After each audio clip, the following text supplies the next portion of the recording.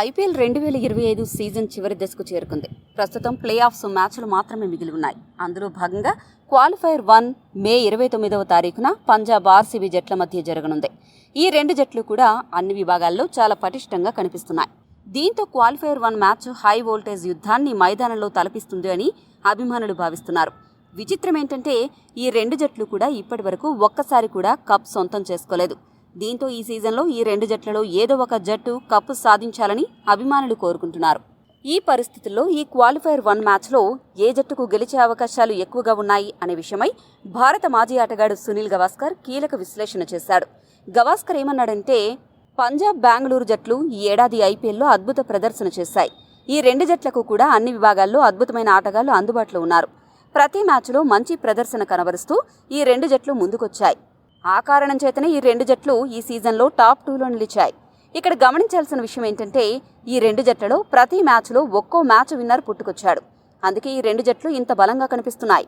ఇటువంటి పరిస్థితుల్లో ఈ క్వాలిఫైర్ 1 మ్యాచ్ పంజాబ్ బెంగళూరు జట్ల మధ్య జరగనుండడం చాలా ఆసక్తిని కలిగిస్తోంది. అయితే ఇక్కడ నేను ఒక విషయాన్ని చాలా ఖచ్చితంగా చెప్పాలి. బెంగళూరు జట్టులో ఒక విషయాన్ని నేను గమనించాను. అదేంటంటే బెంగళూరు స్టార్ బ్యాటర్ విరాట్ కోహ్లీ ఎప్పుడైతే ఎక్కువసేపు క్రీజులో ఉంటాడో అప్పుడు ఆర్సీబీ జట్టు ఎక్కువగా విజయాలు సాధిస్తుంది. ఈ సీజన్లో కోహ్లీ అర్ధ సెంచరీ చేసిన ప్రతి మ్యాచ్లో బెంగళూరు జట్టు విజయాన్ని అందుకుంది. కోహ్లీ ఎక్కువసేపు క్రీజులో ఉండడం వల్ల అతడు మిగతా ఆటగాళ్లపై ఒత్తిడి తగ్గించి ప్రత్యర్థులపై ఒత్తిడి పెంచి విజయానికి కావాల్సిన గట్టి పునాదిని వేస్తున్నాడు. అందుకు ఇవన్నీ గమనించిన తర్వాత నాకు అర్థమైన విషయం ఏంటంటే పంజాబ్ జట్టు ఈ మ్యాచ్లో గెలిచి ఫైనల్స్లోకి అడుగు పెట్టాలి అంటే కోహ్లీని 10 బంతుల్లోపు అవుట్ చేయాలి. అలా గనక చేయకపోతే కోహ్లీ మరోసారి భారీగా పరుగులు సాధించి విజయానికి అవసరమైన ఒక ప్లాట్ఫామ్ తయారు చేయగలడు. అప్పుడు పంజాబ్ జట్టు ఓటమి పాలవడం ఖాయం. మరి కోహ్లీని అవుట్ చేయడానికి పంజాబ్ ఎటువంటి ప్రణాళికలతో ముందుకు వస్తుందో నేను ఆసక్తికరంగా ఎదురు చూస్తున్నాను అని గవాస్కర్ ముగించాడు.